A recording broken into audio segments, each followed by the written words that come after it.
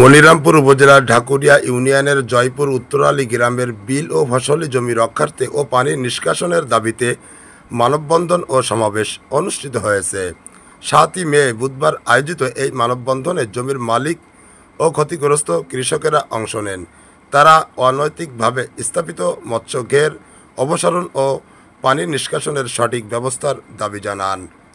সমাবেশে বক্তারা অভিযোগ করেন, এলাকার আবাদি জমি ও বিল দখল করে এক শ্রেণীর প্রভাবশালী ব্যক্তি মাছের ঘের তৈরি করেছেন।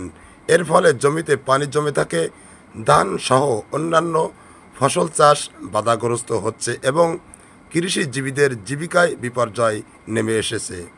তারা বলেন, এই অঞ্চলের কৃষির উপর নির্ভর করে হাজারো পরিবার।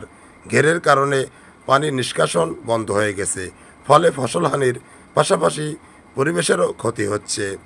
সমাবেশে কৃষক মনির পাটোয়ারি, সাইফুল ইসলাম, কোরবান আলী সহ আরও অনেকে বক্তব্য রাখেন।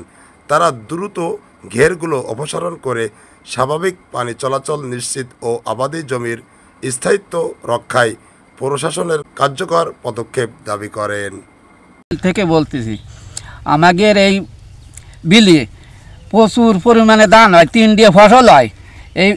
এই ফসলে এবছর 2 মণ করে ধান হয়েছে কাঠাপতি। এখন এই ঘের আমরা কাটতে দেব না।